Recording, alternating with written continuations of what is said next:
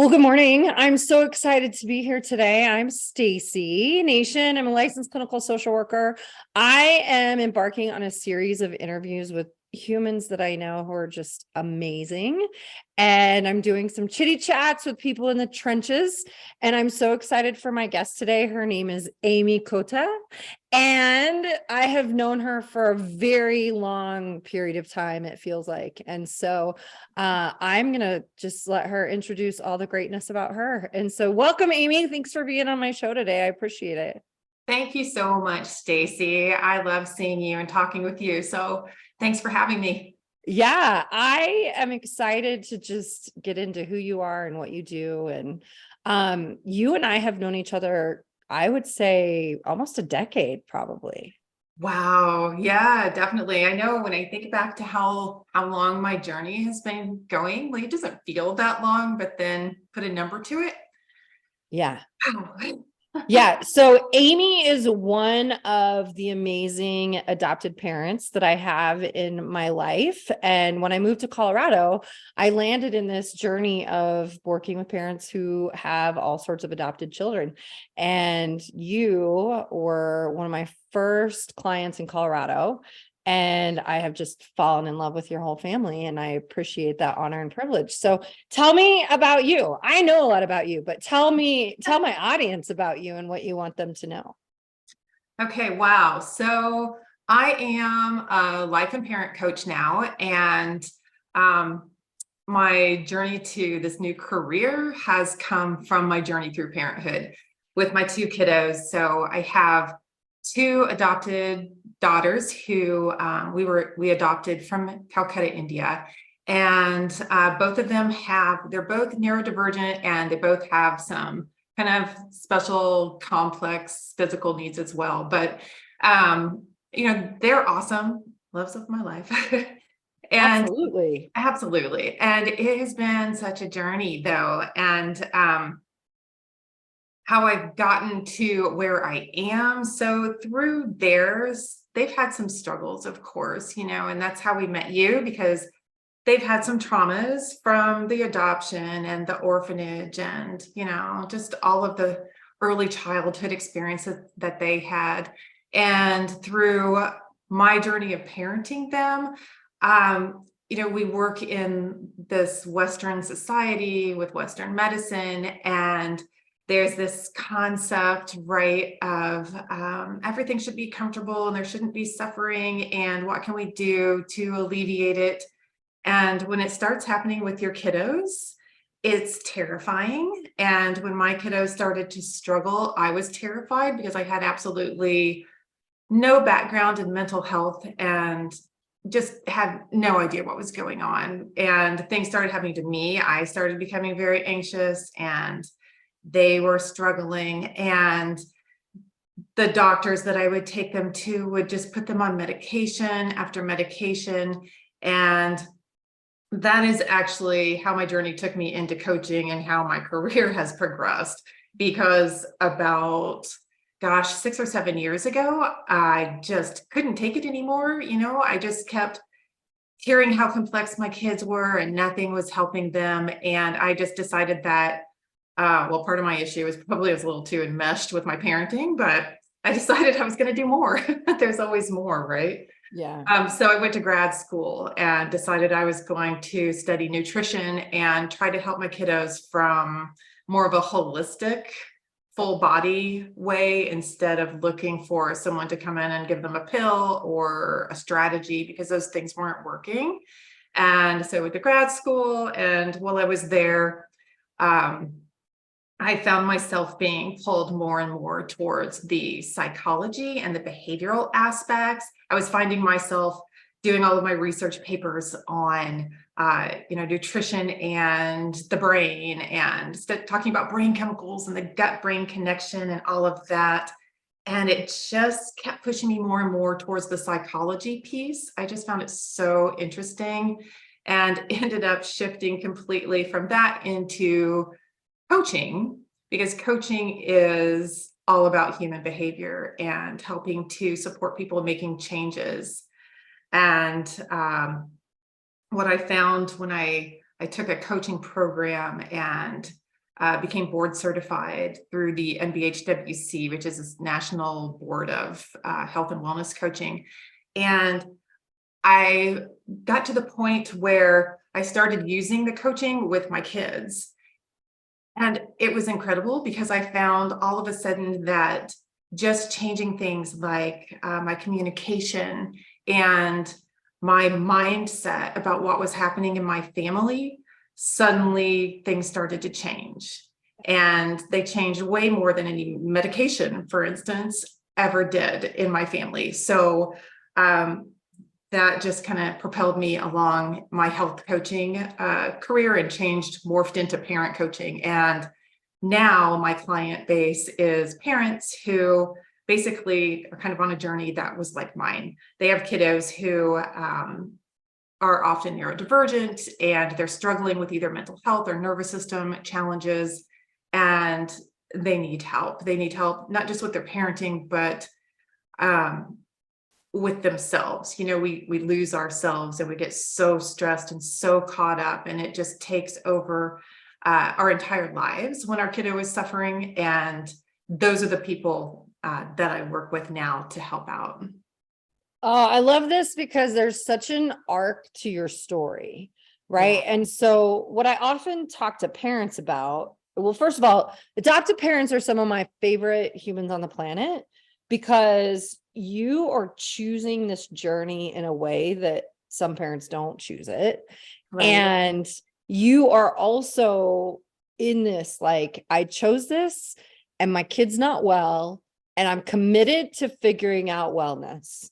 And you are addressing so many components. Well, first of all, our mental health system is really hard and there's lots of barriers, right? So And hard. the medical practice model is very much, we have an identified patient, there's something wrong with that patient, we're going to do everything we can to fix the patient. Exactly. It's all about fixing. Yeah. And it just doesn't work in adoptive, especially in adoptive families, right? Correct. It doesn't work because you're very much like, it's a systems sort of issue. Exactly. And everyone in the system has to adjust. And you're adjusting to these wonderful creatures who were born into really tragic situations or very hard, difficult circumstances, orphanages, trauma, all that kind of stuff. And their whole wiring system is complex and complicated and usually totally different than what yours may have been or your husband's may have been, or, and exactly. it's such a learning process, right? It is, because you figure out, well, you start thinking back to how was I brought up? And, you know, that's how we parent. We just expect to parent in the way that we were parented. And, you know, it's not really even conscious, right? It's subconscious. And we start doing that with these kiddos who their brains are very different than ours. And they were molded so differently, and it just doesn't work. Yeah. There's a couple of questions I want to ask you because I think it's really important. Part of your story, one of the reasons I adore you and your family is because you are massive information seeker. Right. And I want to know what it's like to be a parent who has more knowledge than the doctors that are treating your children about what's happening with your children. I think that's a really common experience for parents. Mm-hmm. And I have some guesses, but I want to hear your answer to that. Well, that's interesting because I was talking to a client about that the other day, because we feel like, I think when we start this journey, we have a perception of the doctors, the health professionals that we're working with, that they're kind of a knight in shining armor for us, or that's what we want, right? I mean, that would be great. Right. Yeah. I would love for somebody to do that. But then we find out through our journey, like we are our own knight in shining armor. So when we start out thinking they have all the answers, and then we find out they don't. And then, I talk about it like you kind of have to get to this point where you have to accept that, which is very difficult. You have that piece of expectations versus acceptance is just at the base of so much of what we struggle with. And I think about it like building a house. Like we're the primary contractor of a house build, and whether we like it or not, we're in charge. And all of these people are like coming in and building parts of the house, and we have to put it all together to make it a structure. And that's like life, right? But you have to understand that everybody has their own perspective and their own specialty. And we have to pull from that what we need and what we can use and leave the rest. And that is it's such a learning to get to that point. It's pretty wild. So I've been in this field for a very long time, and people will say, Stacy, you're an expert. And I always say, I am not an expert of your kid. You as a parent are the expert of your kid.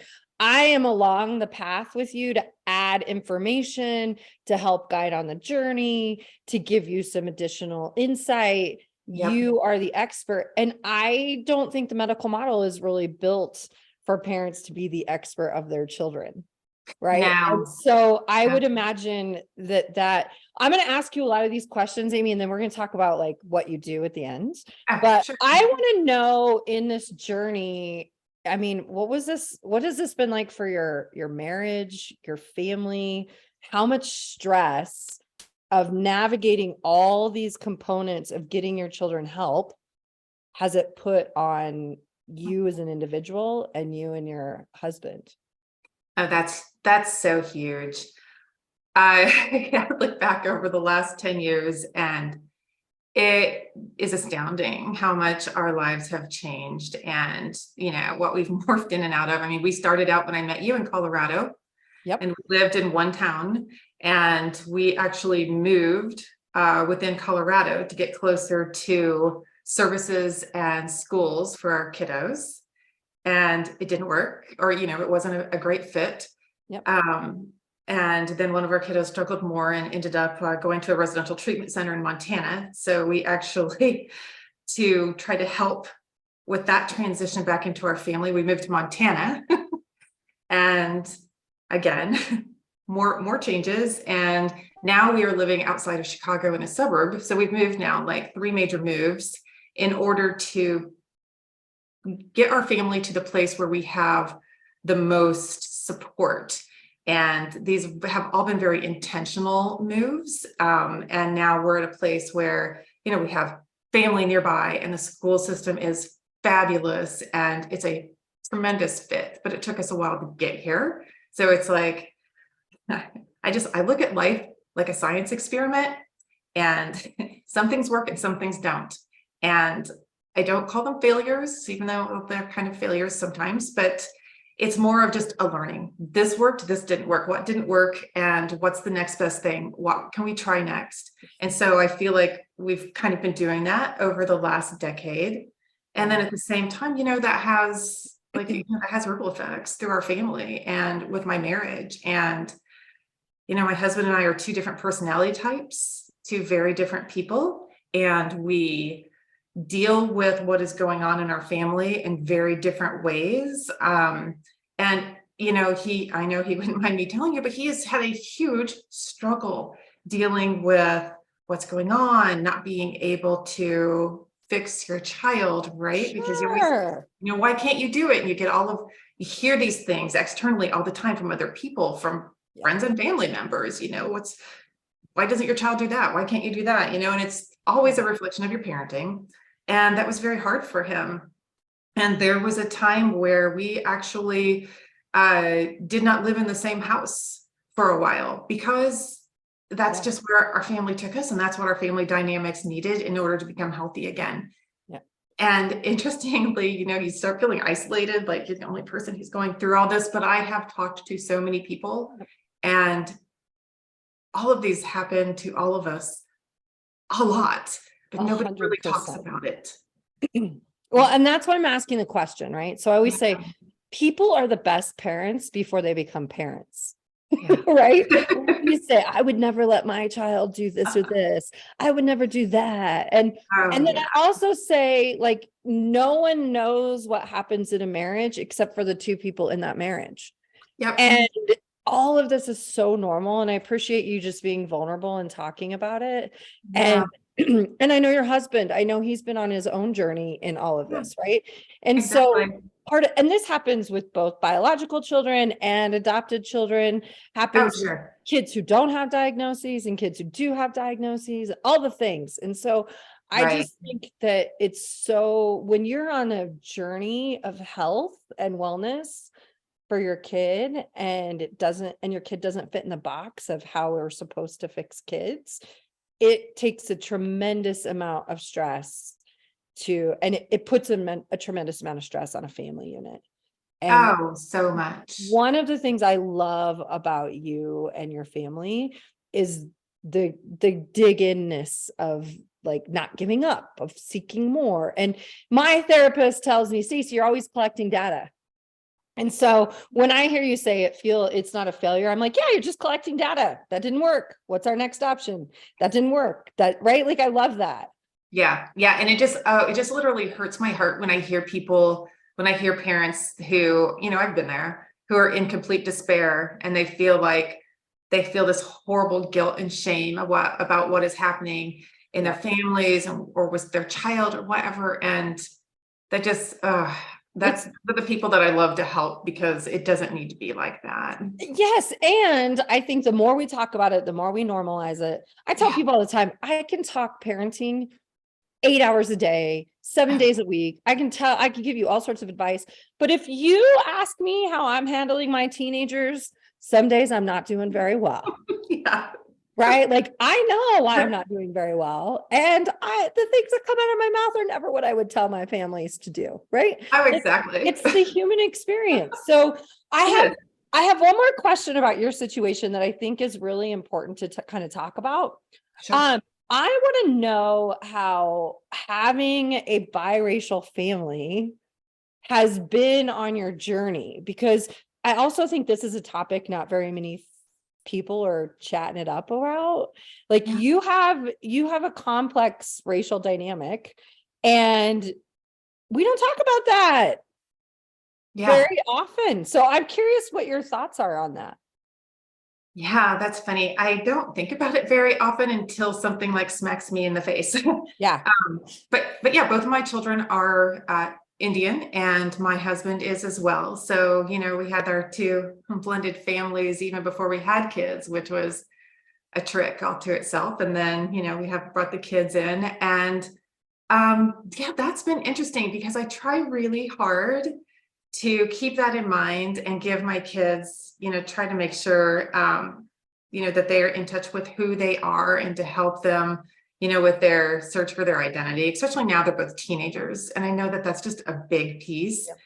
And it's hard to be intentional about it, but it's another thing to be intentional about, because I've learned so much about privilege, and my eyes have been unbelievably opened over the years, seeing how people treat us as a family, how people treat my family members differently. And I have to always keep in mind, I have a lot of privilege that they don't. Yeah. And one of the reasons that we moved to where we are right now is for the diversity aspect. Yep. And it's amazing what it creates, because I think, as I've always tried to give that to our kids, but sometimes you just can't give them everything yourself, right? That's that enmeshed parenting issue. Sure. But you want to. But we're now, like, I remember we walked into the school that the kids are going to now, and it's a public high school. It's one of the top 20 in the country. It is fantastic. There are 5,000 students at this school. My kids were in Montana before this, and it's school with like 300, like 8 grades or whatever. Yeah.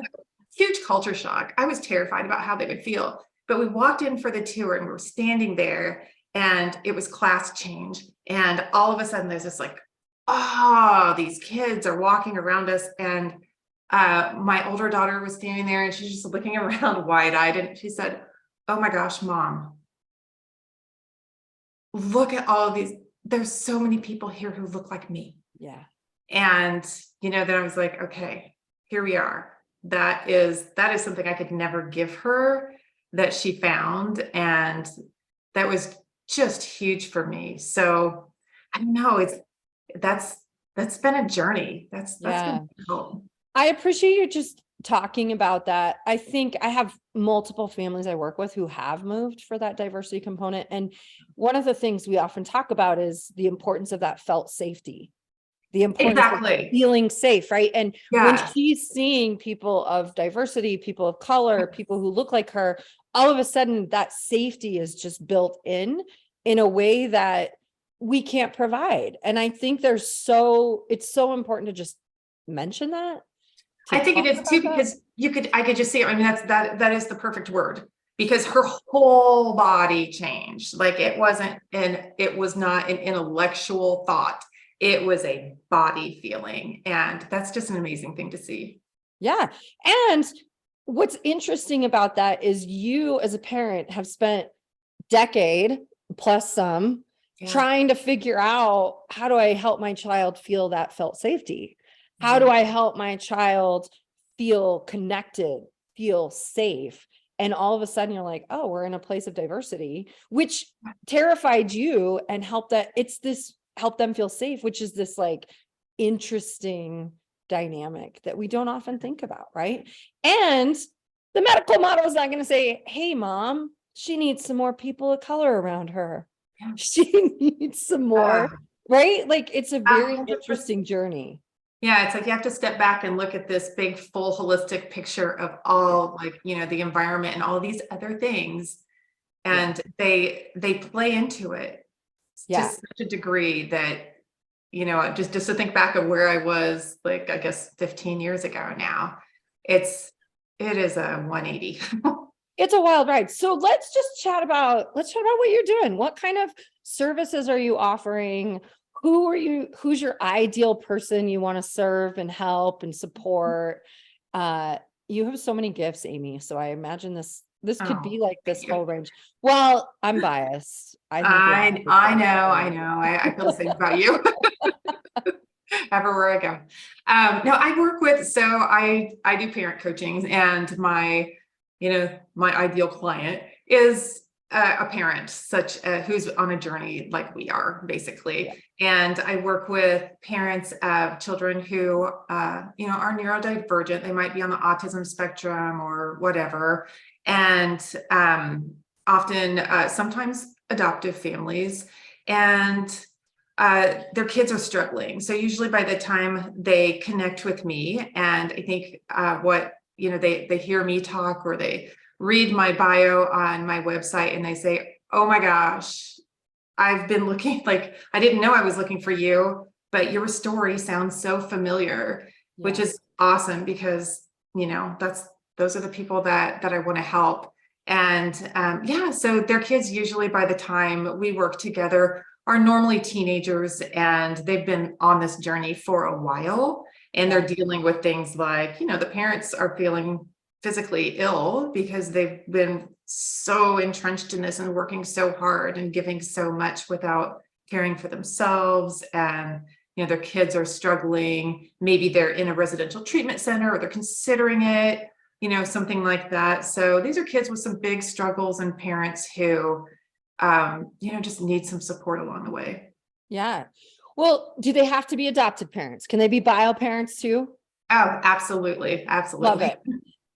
What kind of, like, what are you offering? So you know who your ideal client is. Are you doing some consultation and some coaching around shift this dynamic, do this, look at that? What is a session or a time with Amy look like? Oh, sure. Yeah. So I offer like 3 different things. So either one-on-one programs where, work individually with someone to get a lot of attention, and weekly coaching plus some support in between. Sure. And then I do some small groups where you can get kind of that community dynamic. And then I also do just some strategy sessions, just like a 1 hour, let's talk about this issue you're having right now.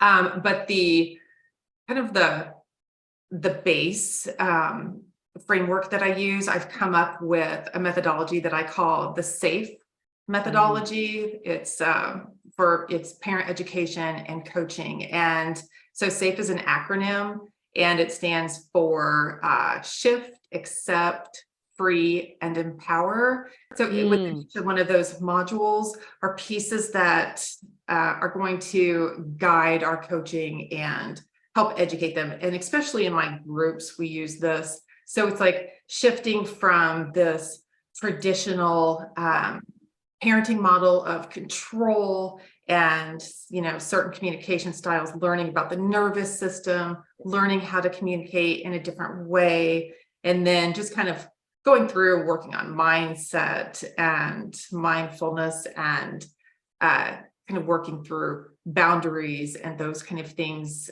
in each module all along the way to kind of take parents from this place of like fear-based parenting, which is where they normally are when I meet them, to the other side, of a little lower side of the bridge, where they're feeling much more confidence and they're finding peace in their life. And then they can take these tools that I've given them and move forward with them in order to like keep building on that in the future. Love it.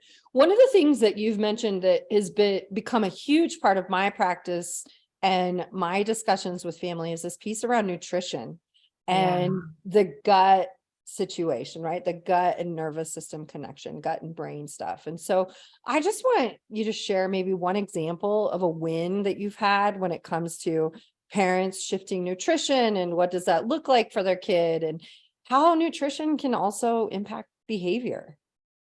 Yeah, that is always a tough one. And in my situation, I've had to be more of what I've had to do is teach my kids more of intuitive eating and how to listen to their bodies in order to eat the right foods and what is good for them and what works well for their brain and their bodies. And interestingly, working with my kids on that, and this has been a big piece for us because when I started health coaching, I was in it more for the, it's very centered on losing weight and that type of thing. And when you're doing restriction, you're not listening to your body.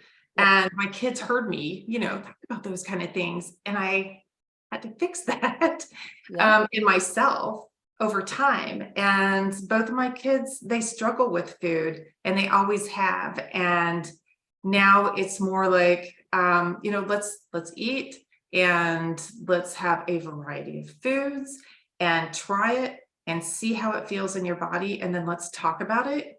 And believe it or not, it really works. I have one kid who is a foodie and I have another kid who only basically likes to eat soft white things, right? And they both have kind of met in the middle by picking up this intuitive model just by having food available and just by learning what feels good. Because like my younger one, she has eating issues and she'll eat too much because she doesn't have those sensory fullness.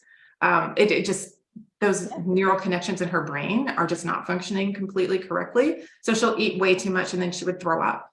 And I've taught her over time now just to feel her body as she's eating, and she does. And we don't even have that issue anymore. So it's just interesting. It's just such a nervous system related piece. You make a good point because one of the things that I talk a lot about with parents, and I'm sure you do too, is how much our kids are disconnected from their body. And you learn early in life, right? You learn within the first year of your life how to be satiated. Right. And if you are not in a safe environment in that first year of life where you can feel satiated, where you're getting fed when you need to get fed, where you're, when you're full, you can stop eating, when you're hungry, you can eat.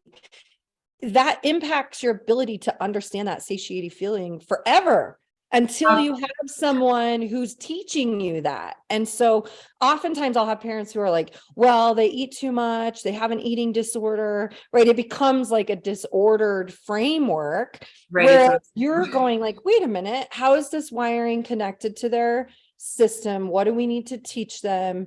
And I love how you're like, I've just learned to teach them to tune into their body and connect to their body. Yeah, I mean, that's absolutely right. And that's a good point because, we always say, infants, they eat when they're hungry, they know, and they stop feeding when they're not hungry.